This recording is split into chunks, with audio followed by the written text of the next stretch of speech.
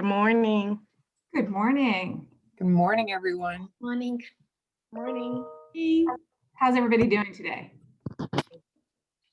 It's Friday. It's Friday. That's all it has to be said. Happy Friday. That is good.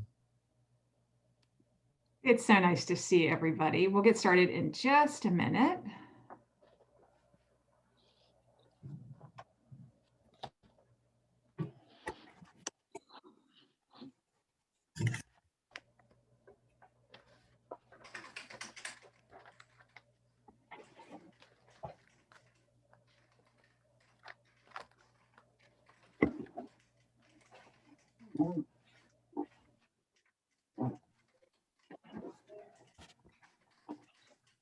Okay, thank you all for joining us today for the HR Roundtable. Unconscious bias training isn't cutting it. What HR professionals need to be focusing on. I'm Patricia Trudeau, and I founded the HR Roundtable to provide HR professionals an opportunity to network, find resources, continue their professional development, and to discuss current topics. One of those current topics that's extremely important is diversity, equity, and inclusion, DEI. Today's HR Roundtable presenter is Dr. Victoria Mattingly, who's been providing diversity, equity, and inclusion and learning and development consulting services to businesses and nonprofit organizations for over 10 years. She's built and implemented DEI solutions with companies such as Intel, American Eagle, Sargent & Lundy, Project Management Institute, and the Forte Foundation. Dr. Mattingly is founder and CEO of Mattingly Solutions, a woman-owned DEI consulting firm in research and implementation of workplace interventions that result in happier employees, better leaders, healthier company cultures, and a more inclusive and equitable workforce. She's a subject matter expert on measuring and developing inclusive behaviors and allyship, having wrote her dissertation on the build and evaluation of an executive allyship training program, and continuing her allyship work in the form of corporate training, keynotes, webinars, and her virtual course, Ally Up, which has been taken by over 3,600 students. Let me please welcome Dr. Mattingly. Thank you so much. It's a pleasure to be with you all today. I see some familiar faces, which I'm thrilled to see you all back from last week's talk. We have a quick polling question that will help me be the best facilitator for today's talk. PJ, if you don't mind launching that, I'm curious which of you did attend the last talk I gave just last week on the I part of DEI, so the inclusion part. I'll take a moment just to complete this poll really quick, and then I'll know how much to dig into the content that you already heard about last week. Oh, I love it. Lots of new people, new faces. Give you a couple more moments to fill out that poll.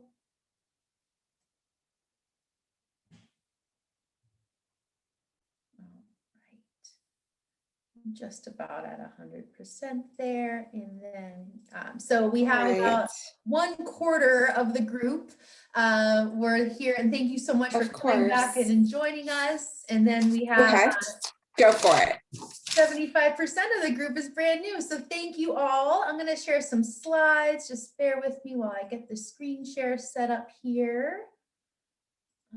Okay, there we are.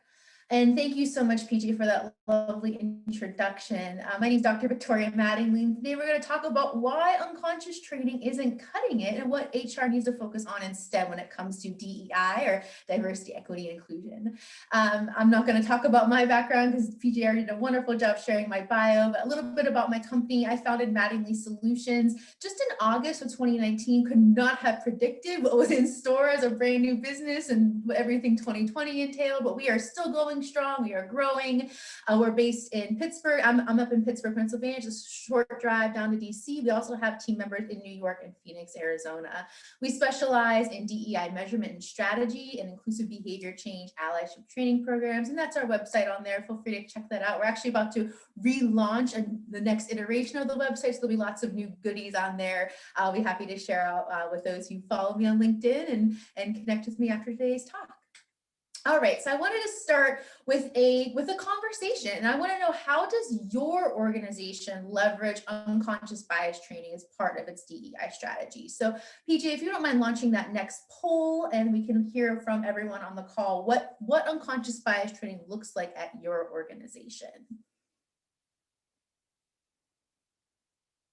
I don't know if I have to stop sharing my. Oh, there's the poll. Perfect. All right, so there's a few options on there. Which statement is most true? So has your entire workforce completed unconscious bias training? Or just those responsible for hiring and recruitment? So this could include HR in your organization, or also just hiring managers.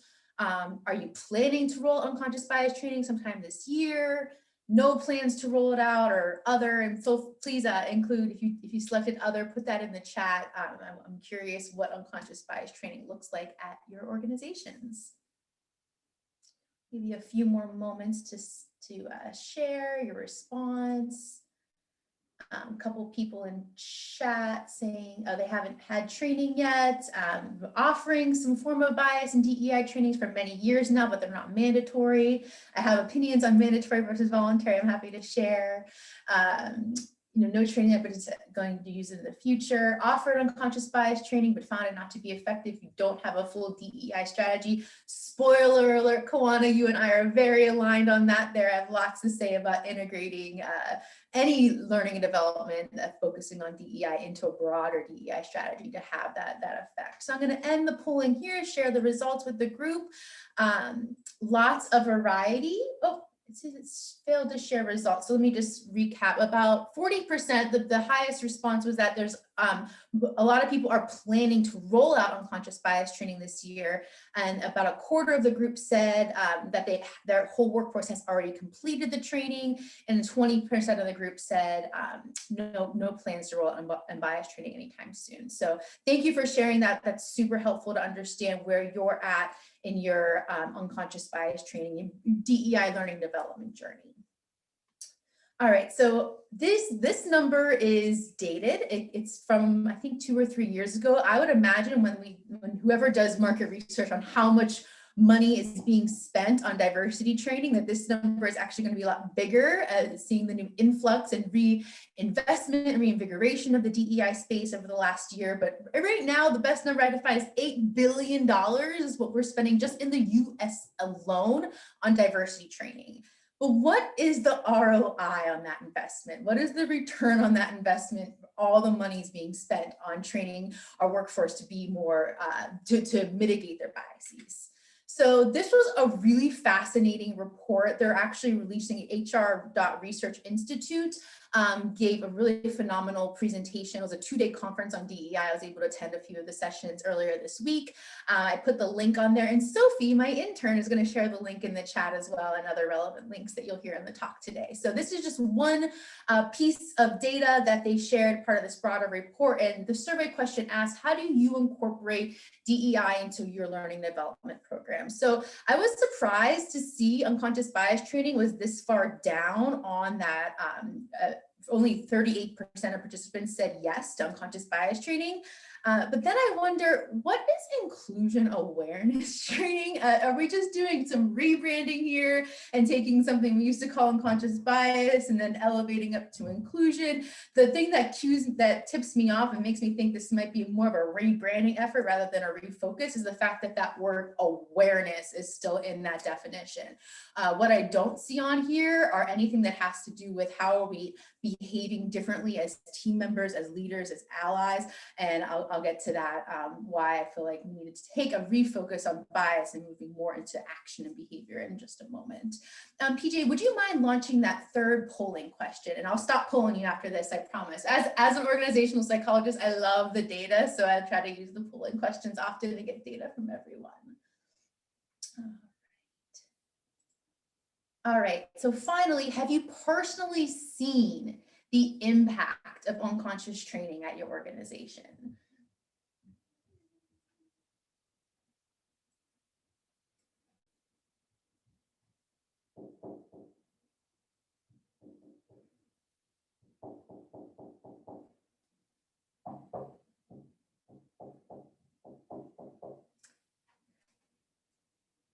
And then PJ, would you mind sharing those results as soon as more people responded? I have a little one I need to kick out of my office. Absolutely, because I'm sure none of us Thank have ever you. had to deal with that before. Thank you. All right, and then as you can see on the screen, 78%, nearly 80% of the group has not actually seen the impact of that unconscious bias training the organization. I define return on investment as impact. What are the results? What are the tangible differences, behavior change that we witness as a result of any training, any initiative that you do as an HR professional? So the fact that we're not seeing, the vast majority is not seeing the impact of these unconscious training initiatives and learning programs, I think is a big cue that we might need to start switching things up and do things differently. So what should we be doing instead? That is the question. So a little bit of research, as PJ mentioned at the beginning of the call, my dissertation was on diversity training, specifically allyship training, but I reviewed the whole literature of what works and what doesn't in diversity training. And unfortunately, the research shows that diversity training by itself, and I cannot stress that enough, by itself, not part of a broader initiative, a broader DEI strategy, is largely ineffective. So it's often viewed as being divisive. So maybe there weren't as much awareness of in-group, out-group differences, or and with just doing the training alone and not being understand how it fits into the broader context, how it fits into your work, it fits into your business strategy.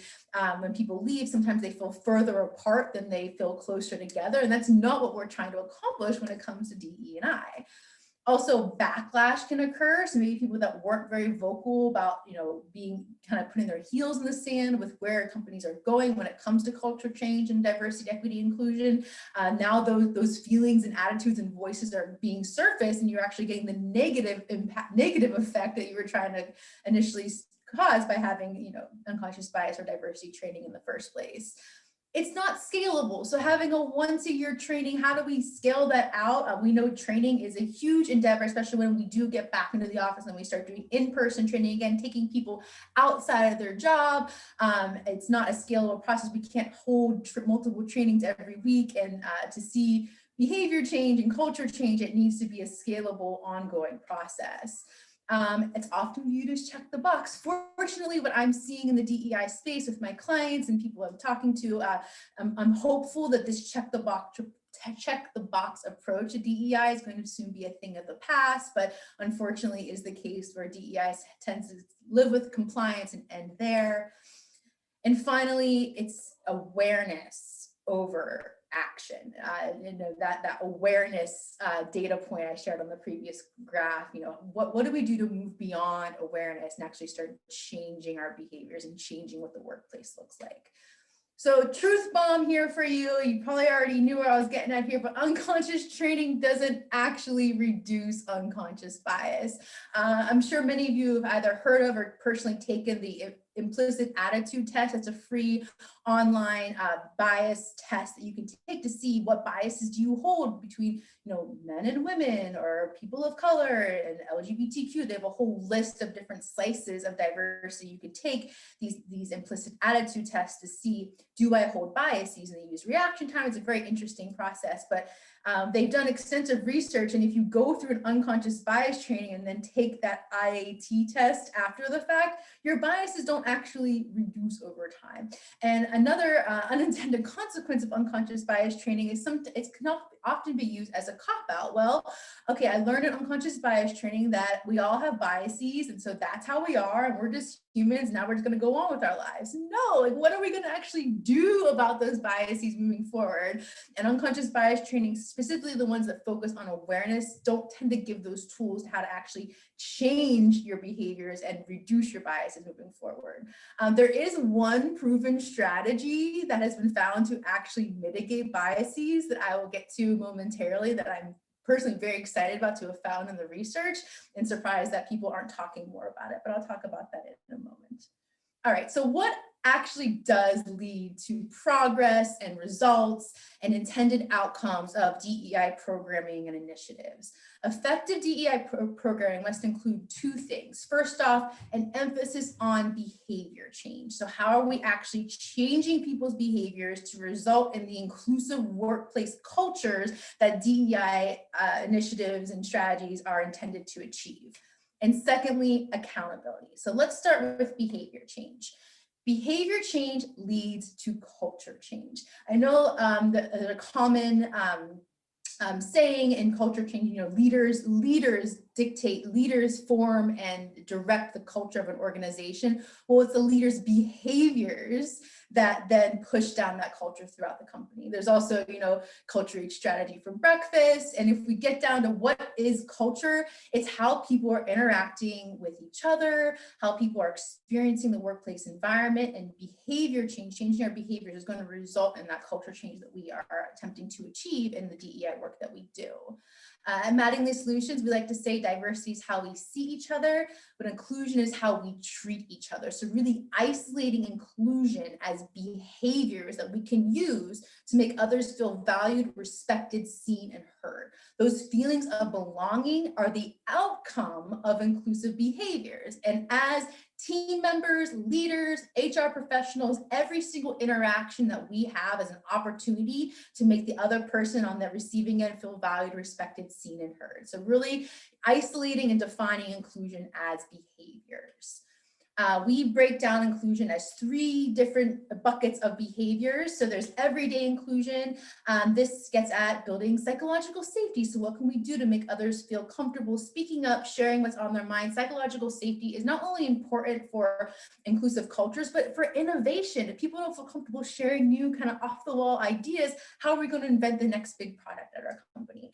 Also micro affirmations. I bet a lot of you have heard of microaggressions, which are these seemingly innocuous, subtle behaviors that actually over time really have detrimental effects of those who are the targets of those microaggressions. Microaffirmations are the opposite. What are the small, seemingly meaningless actions and small little gestures we can take to make others feel valued, respected, seen, and heard? Things like making eye contact, making the effort to use the correct pronouns, get someone's name right, turning on your video when someone else has theirs on video calls. Lots of little things we could be doing in our everyday interactions to make others feel included and that they belong. And finally, emotional intelligence. I have a whole talk on how emotional intelligence is the foundation of inclusion and being able to pick up on cues, pick up how people are doing, read the room, read yourself, have that self-awareness, all related to being more inclusive. Next level up, inclusive leadership. So to be an inclusive leader, having some authority, having some designated leadership role or supervisory role within the organization. What does it mean to learn and meet the diverse needs of your team? What does it mean to hold others accountable for DEI? Even just talking about DEI, is so important, especially as already hearing, the big momentum that we've experienced over the last year with DEI starting to kind of wane a little bit. How can we make sure that we give leaders the communications and the messaging they need to keep these conversations at the forefront of the work being done? And also building diverse teams. So how can you make sure that you're selecting different people for different assignments, that you're switching up your teams, that you're actually getting the benefits of workplace diversity that we know exists based on better decision-making, more innovation, better communication. Research has such strong evidence that diverse teams lead to better workplace outcomes. How can we be making sure we're capitalizing on that by being intentional with how we're developing our teams?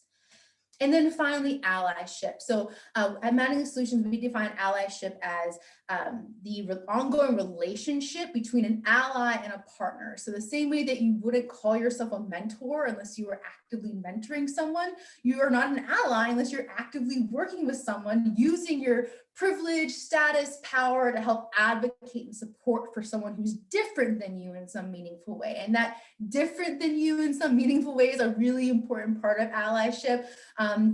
Ally behaviors include things like sponsorship, mentoring, being an activist, a bystander intervention, so stepping in and doing the right thing when you see discrimination or bias occurring, in the moment, but you're not an ally unless that person or group you're advocating for is different than you in some meaningful way. So men as allies for women, white allies for people of color, straight allies for LGBTQ plus community, and so on. Also, the little piece of suspense that I gave earlier, what does actually mitigate bias? Not unconscious bias training, but interacting and creating meaningful relationships, authentic relationships with those that we hold biases against. So the step one, awareness building, is so important for step one, right? We need to have the language and the understanding that we have biases. As humans, biases are just how we are able to make sense of the world at any given moment. We're getting 7 million pieces of information and stimulus, at any given moment. Our brains are wired in a way so we're not in constant information overload. And so we have to make these mental shortcuts. That's what bias is. But the way to actually mitigate those biases and not think, oh, this woman is about to become a mother, so she's gonna be less committed to the organization, or oh, this person has a certain name on their resume, so they probably won't be as good of a candidate as this other name on this similar resume. The way to actually reduce those biases is to have meaningful relationships with people with who we hold biases against. So if you think about Me Too in 2016, and all these men are like, well, what do I do? How do I reduce biases? What do I do? It's not never be alone with a woman ever again, like some people's strategy was, we can't be alone with women. No, mentor a woman, sponsor a woman, create a business partnership with a woman. That's how we're going to reduce our biases and move beyond this divisive place we are in this moment in society, this moment in the workplace. And that's why I'm such a huge allyship proponent, because I see there's just an opportunity to reduce biases in a deep, meaningful way and not just be aware of them and then not do anything about it. Okay, there's one more topic of inclusive workplace behaviors that I wanted to share before we move on to accountability. And that is the DEI and employee life cycle and the work that you do as HR professionals. And there's a very specific set of inclusive behaviors that you could be doing in your work as HR.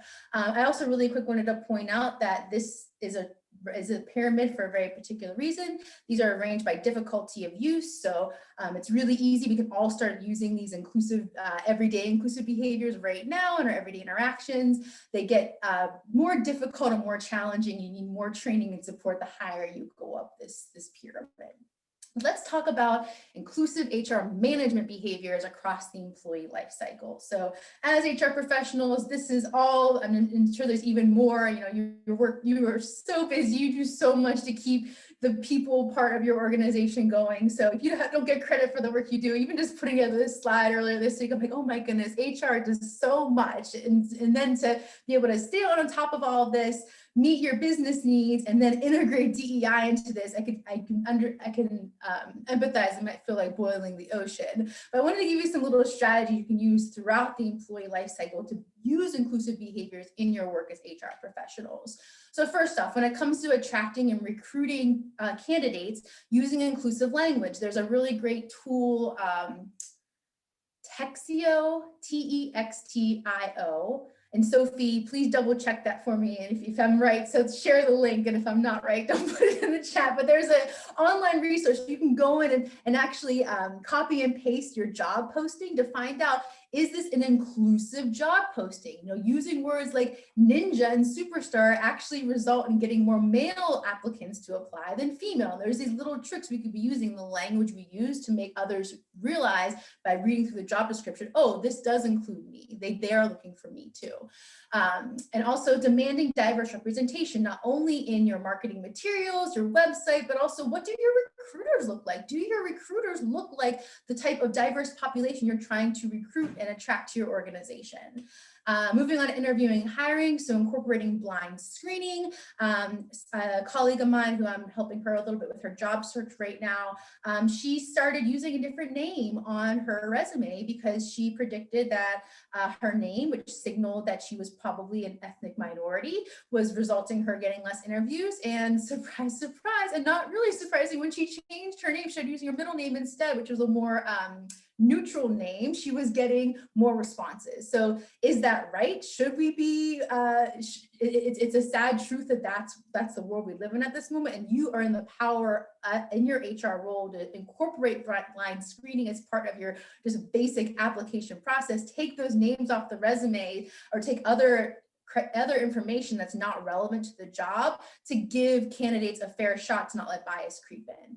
Also challenging and clarifying hiring criteria. So does it really matter that this person is from this certain type of school? Does it really matter that they have 10 years versus 5 years as experience? What can we do to have fairer criteria, more equitable criteria, so we're broadening that applicant pool to include more diverse candidates we're not currently getting with the way our process is today. Moving on to communications and engagement. So adding DEI learning and engagement to onboarding. So thinking about, I mentioned before, unconscious bias training doesn't actually result in the behavior change that we're wanting to see, but it is important to have the language around bias, talking about, what DEI looks like at your organization, how it relates to the everyday work that these new employees will be doing, and integrating that into the onboarding. Also engagement, and by engagement, I mean, how can a new employee engage with the DEI community that you might be building right now at your organization? So telling them these are the employee resource groups available to you. This is our approach to engaging with the community. These are the monthly all hands meetings where we talk about DEI topics, or our listening sessions, giving all the information up front so they're not searching for it later. Also building an infrastructure for those DEI activities and community. I'm working with a client right now and they use SharePoint and Teams, and they have a whole team site, and now we're building out multiple channels for different topics. We have an inclusive glossary that everyone's contributing to, kind of like crowdsourcing. And so we're building this online community where people, when they want to talk about DEI issues or have questions, they have a place to go. Thinking about what that could possibly look like at your organization. Also performance management and career advancement. So building employee listening programs. So how are we understanding what that employee experience is like, especially among groups that we're trying to focus on? So do women have a different experience at your company compared to men? Do people of color have a different experience compared to white people at your organization? You're not going to know these answers unless you're surveying or having a listening program, have a way for people to share this information with you. Also ensuring access to professional development opportunities. And this is a great example of how inclusion benefits everyone. I know it's in the broader DEI conversation. We have a lot of work to do when it comes to diverse representation and creating equitable workplaces. But at the end of the day, everyone benefits from inclusion, and all companies could benefit from having a clear sight of what does professional development look like at this company? How can I get involved in learning and development, professional development opportunities? How can I get access to job rotation or different assignments or different sponsors or mentors, and not only ensuring access, but also being equitable in how you plan what those programs look like. If you're trying to get more women in leadership roles, then focus on getting some professional development specifically for women, and so on and so forth.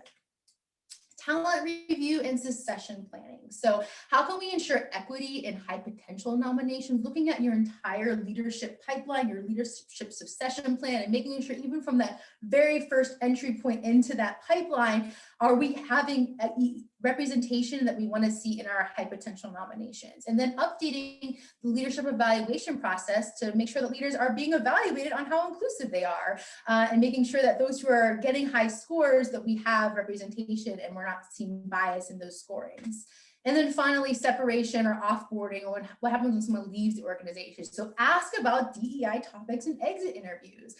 Measure different experiences based on who's leaving the organization, and could there be DEI opportunities and why people are leaving. And assess retention and turnover, particularly of subgroups. So lots of behaviors you could be using to be more inclusive in your work as HR professionals throughout the employee life cycle. All right, so moving on from behaviors into accountability. How do we build accountability into DEI initiatives?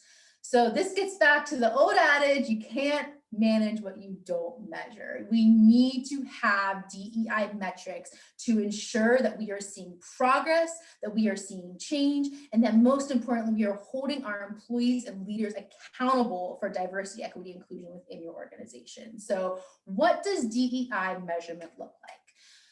When I was doing market research learning about the DEI space, building my company, moving from a academic researcher into a business owner, which is the role I now love being in. I did a lot of customer exploration of what does DEI mean at your organization, and specifically, how do you measure inclusion? How do you measure these variables? How do you define them? And we all have a pretty good idea of what diversity metrics look like. Even just if you're looking in the gallery view of the call right now, you can just look and get a quick snapshot. It's surface level diversity, but how diverse are the people who attend HR Roundtable? How diverse is your organization? It's looking at HRIS data. It's understanding different levels and business groups and looking at the demographics across that. There's also, unseen areas of diversity. So being creative about how we're measuring those too. We all get a sense of what diversity measures look like.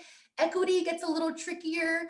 Inclusion, I've heard answers that spread as broad from culture to gender neutral bathrooms to vegetarian options at lunch, a whole variety of responses. What I realize is that my background as an organizational psychologist and taking these otherwise abstract, big picture, kind of hard to visualize concepts and turning them into things that we can measure, that's an asset I like to bring to my work as a DEI practitioner. And so that's what I'm going to show you, my equation of how all these different variables fit together. So we have D, E, and I, and then belonging is getting a lot of traction right now too. So we know that fits in there somewhere as well. And the equation that we're actually testing statistically is diversity plus equity plus inclusion. So the actual demographic makeup of your organization plus the fairness of your policies, practices, and procedures, plus inclusive behavior. So not only how you're interacting with others, but how they're interacting with you and how your leaders are behaving. All those factors then lead to, do I feel like I belong at this organization? Belonging is important because it then leads to engagement, which then leads to productivity. And I think we all know that our leaders, our company owners understand that relationship and why we care about employee engagement, because we want to have people who stay around longer, that do really good work, reach their highest potential. And so it's making this, going back to that, what's the ROI of DEI? This is really trying to demonstrate why leaders who don't quite understand why we're investing in DEI, it does impact the bottom line. Let me break down the DEI and B factors though, to give you some metrics so you can take and maybe start using in your work as HR professionals. So diversity, as I mentioned before, is the demographics. So looking at workforce data of all those different slices, intersectional slices of demographics. So not just gender, ethnicity, race, LGBTQ status, but is this person a working parent? Are they a caregiver? Are they in the sandwich generation like myself, meaning that I'm both taking care of little 6-year-olds trying to break into this meeting right now, and also aging parents and trying to get them into a sustainable living situation. Even just geographical location, looking at all these different factors that make up who your workforce is, and then analyzing it by leader level, by location, by business unit, and not even just who's there, but who is being hired in, who is being retained, looking at outcome measures like engagement, like performance evaluations. There's a bunch of different ways we can look at how people's demographics impact where they fit into the organization. The way of collecting this data, chances are you probably use some sort of HRIS system. The data is right there for you. EEOC, if you do affirmative action, but these data exist, and I work with clients to help figure out how can they pull and better analyze and use the data that they're already sitting on to make more data-driven DEI decisions. So that's the diversity slice. Moving on to equity. So equity is how power and resources are distributed at your organization. So things like pay, policies, practices, procedures. Are these built in a way that result in fair and equitable outcomes across, regardless of what group you're in? There's the picture of equity of 3 people standing trying to look over a fence and see a baseball game, and true equity is not just making sure you're giving the right level boxes depending on how tall they are to see over the fence. True equity is getting rid of the fence altogether. Why do we have things in the way of allowing people to be their best selves at work, to feel like they're valued, respected, seen, and heard? And what could we be doing with how the systems are built at your organization, the people system specifically, to make sure we have equity across groups?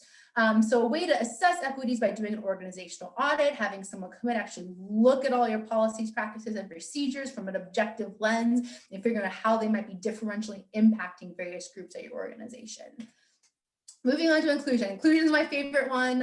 It really does, it's where I shine as an organizational psychologist, but really operationalizing and defining inclusion as behaviors. So behaviors of our leaders, behaviors as allies, behaviors as our peers, behaviors at working with clients, or how are your clients treating you? I have a client right now in the healthcare space, and it turns out they get a lot of discrimination from the patients they work with. And what can we do to help support that? HR and so on. So all these different stakeholders who are utilizing inclusive behaviors or not utilizing inclusive behaviors. And there's also objective measures. So you can look at who's being invited to meetings, who's getting accommodations, who's actually using the parental leave policy or the FMLA, looking at who's being invited into different assignments, into different groups, who's attending different ERGs or different DEI groups. So you can actually look at objective data as well. But the way to get at the behaviors, I always say, I don't care if you think you're the most inclusive leader in the world. I don't care. I want to assess your subordinates, and I want to hear from them that they think you're inclusive. So using other report data, not asking self-report, but asking, how do your peers interact with you? Are people using these behaviors with you? Does your leader do things to make you feel valued, respected, seen, and heard? And also the observational data that I mentioned before. And then finally, belonging. So this is where self-report does make sense. This is because we want to know from the people themselves, do you feel like you belong in this organization? It's the result of the inclusive behavior. It's a result of feeling like you're being treated fairly. And it's the result of having people at the organization that look like you, that you feel like you belong in a group and you have subgroups there that you can relate to. So a lot of information here. I know I'm throwing a lot at you. Matting Lead Solutions, we specialize in helping companies make sense of the data that they have. When it makes sense to collect more data, we have tools, especially under the inclusion level, to help measure these inclusive cultures, getting these other report and self-report items. So if this feels a little overwhelming, you can use some support, please reach out to me after this call. We do measurement consulting work to help people like you figure out what metrics matter most to your organization. All right. So I did want to go into a breakout activity, and I feel like I always learn more on these calls than I try to give good information, but I always learn things too. So I'd love to hear from you all. I'd love to go just for, let's do 10 minutes, PJ, if that's okay. PJ is going to put us all into groups, about 5 or 6. And here's the question I'd like you to discuss. So if you were to reallocate your unconscious bias training budget to other DEI efforts, what would you do? And I encourage you to think about the 2 main points I had before. What can you do to foster behavior change? And what can you do to actually get accountability for people executing on the DEI work that you intend them to do to result in more inclusive cultures? So at this time, we're going to head off to your breakout rooms, and then be ready to share 1 or 2 key insights from your breakout rooms when we come together as a larger group. I accidentally pressed the button and I was in mid-sentence. Gosh, I saw that button and I just went, oh, click, instead of choosing to close it out so that I could stay and finish my thought, but it was interesting. It's Friday, right? Yes, it was interesting. Basically, never mind. No, I would love to hear it, Monica. What was your thought? Please share with Dr. I was talking about how in our organization, the perception of inclusion sometimes is where, if you have a top person who promotes a person of color, I think that they'll take that as, oh, look at how inclusive I am, right? But the problem is this person could not encompass inclusion through her own activity without that person doing it for her. The person she promoted is her filter. She didn't do it herself.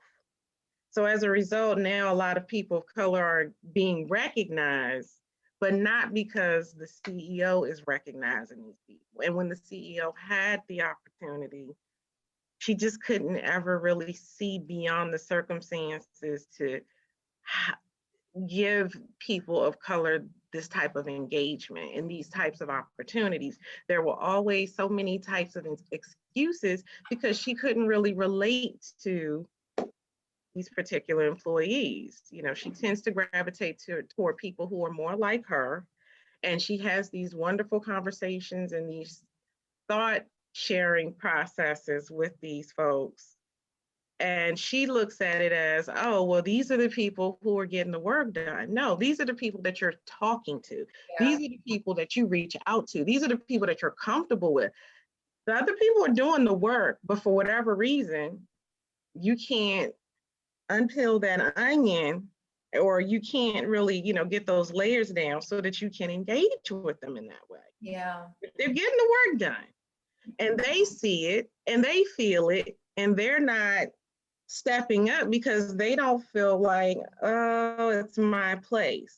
Yeah. She's not going to hear it from me, so I don't want to. And I have gotten that feedback from employees like, oh, I'm not comfortable, because they feel like anything they say, they're going to be ridiculed or criticized, or it's not going to be received in the same way as it is for the white employees.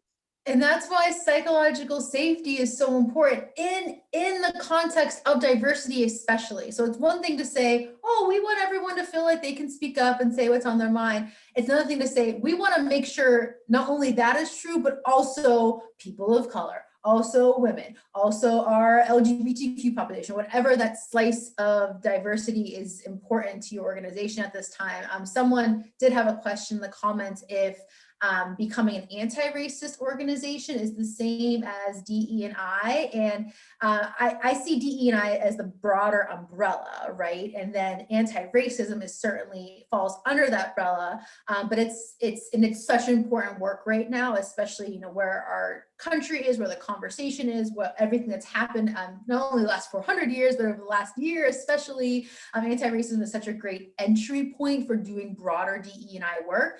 But then I asked, how can we also build upon the anti-racist work at organizations by taking a more intersectional lens? So how about people of color who also maybe identify as trans, people of color who are also women? We know that intersectional slice is so important when you look at even just pay equity. There's the difference between men and women, and then you start adding women of color on top of that, and it goes down even more. So I just wanted to call that out. But before we get into the questions, I did want to hear a few more insights, from the conversations that were held. What were some key light bulbs or any great ideas of how to repurpose that unconscious bias training budget for something that you might see more impact as a result of your DEI work?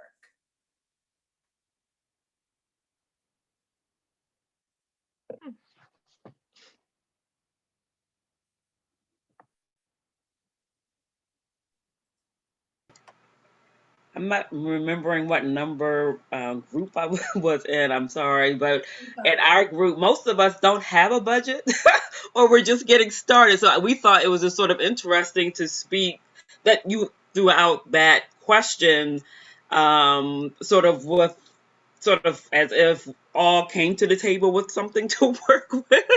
So we were talking about, we had one of the panelists, or one of the people in the group who, she just worked within her network, then, and her network in kind did with her sort of like, I scratch your back, you scratch my back kind of thing. That, because we have to be creative a lot of times, to your point about the return on investment, until our organizations see it worth it or worthy, we may not have a budget, or that's when the money will be put to us, so that's sort of where our conversation went, of how do we make it happen, because they want to see it happen, especially to your point earlier about, this is the trend right now. And everybody wants to get on that wagon, but at the same time, how authentic that is, how sincere that might be, or just to check off the box kind of thing. But with the directive though of getting it done, HR has to get it done, because we are the people. Having something to work with, to have a nice training, I have an effective training, how do you do that without a budget? What's that starting point? So that's sort of where our conversation went. No, and that's such a great call out. And I see that time and time again, especially when it comes to DEI work, people are so passionate about doing this work. You put a call out for, we're starting a DEI task force or DEI council, and you have more hands raised that you don't even know what to do with. But then are these people getting a work release to actually have time to do that work, so they're not doing it on their own time? Are these Exactly. Yeah. budgets being given to ERGs to bring in speakers and bring in, external resources, and so making that case, and the accountability part too. Okay, executive, you're saying that we care about this. Show me the money to get to the point where we can actually do this. Give us the resources so we can actually get this work accomplished. And accountability, we didn't even really get into senior level buy-in, but that is, step one with starting any sort of DEI initiative strategies, making sure you have that buy-in from the top. You get those executive sponsors, you find out who are your allies up there that are going to go to bat for you whenever they're behind closed doors with their other execs, deciding on these budgeting decisions that they make. So such a great call with the budget. And yeah, I do apologize if that made the question hard, if you don't even have a budget to begin with. But how can you reallocate just where you're spending your energy doing DEI work if you weren't going to do unconscious bias training, or start with the one small training and then move on from there? But I'd love to hear from one other group before we wrap up, and I can get in some of the questions that have been asked in the chat as well.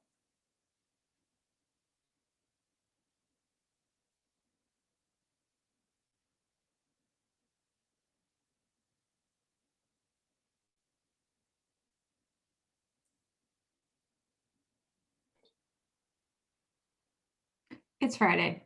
Okay, that's fair. Let me just finish up, and I'm sure, please put some insights in the chat too, because I'd love to, if I could just visit all the breakout rooms, I would have done it, but I love to hear what people were talking about in there. So let me just share my slides for the very end of the presentation here, and if we have time for questions, I'm so happy to answer those for you all.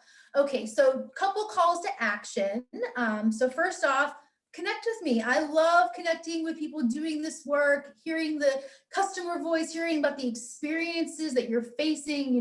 Maybe we could brainstorm how to get some of that budget, or how to start integrating DEI using more accountability and behavior change. So please connect with me on LinkedIn. I'm very active on there. Would love to make a connection with you all. Secondly, a little higher level call to action, but if you are the decision maker, the buyer of these types of DEI programming, bringing on a consultant to help with measurement, to help with learning and design and program build, please reach out to me or connect me to that person, especially when it comes to developing and measuring inclusive behaviors and those DEI measurement metrics that I shared with you earlier. Here's the best way to get in touch with me. Sophie is sharing these links in the chat as well. And then finally, PJ mentioned at the very beginning of the call, my virtual course. I did make a special 25% off voucher just for the HR Roundtable group. It's lifetime access to the course. That is the website to get that voucher. And real quick, it's called Ally Up, using allyship to advance diversity and inclusion. So these meaningful, authentic relationships I was talking about, the only true way to really mitigate our biases at that deep level, forming these relationships is what this course is all about. So how can you either work with an ally, be an ally yourself? Spoiler alert, we actually play both roles whenever we have these relationships. I have friends of color who, in one conversation alone, we're kind of switching the roles of who's the ally, who's the partner in that relationship. It's used not only individually, so you can take this course by yourself, but it's also used in organizations as well. So Udemy and SV Academy actually use this course as part of the broader DEI strategy, as part of their learning and development. Someone called on the chat, I didn't mention development. That's my favorite area. So I feel like I talk about it in every other aspect. I forgot to include it in that chart for you all. So great call out there. But this is a way to kind of have that asynchronous learning, individual learning, and then we can also integrate it with broader workshops, broader communications, especially if allyship is a place you want to go with DEI in your organization. It gets really great ratings. There's a couple reviews there for you, but and also it can be good use of professional development funds if you have those available. I know we're not going to conferences or really being able to utilize those funds right now in the environment that we're experiencing. So feel free to sign that up, but if nothing else, connect with me on LinkedIn, connect with me with people doing this work. I'm so happy to be connected with you all and have the opportunity to talk about DEI. I could talk about it all day, but we do just have a couple minutes left, so I'm going to stop sharing my screen and answer some of the questions that I saw in the chat. So first off, the difference between mandatory and non-mandatory. So there's a really great concept. Someone here in the local Pittsburgh area talks about Vibrant Pittsburgh has a ton of resources for organizations looking to build more diverse, equitable, and inclusive environments. So please check out Vibrant Pittsburgh. They have a ton of resources online. But one of the leaders there talks often about targeted universalism, right? And it's taking a targeted approach. So what unique resources and support can we provide to diverse populations? So anti-racist, taking an anti-racist approach is a great example of a targeted approach to DEI. But also at the same time, we need to take a universal approach too. So how is DEI related to our broader mission, values, vision at the organization? How can we make sure that everyone who has anything to do with hiring knows about the impact biases have on hiring and giving them key strategies and behaviors to use to unbias their hiring decisions? So thinking about how can we take both a universal approach and a targeted approach, and figuring out which bucket that those two things fall into decides whether something should be mandatory or not mandatory. So anyone who makes hiring decisions, absolutely have them take a mandatory bias training. That is so important.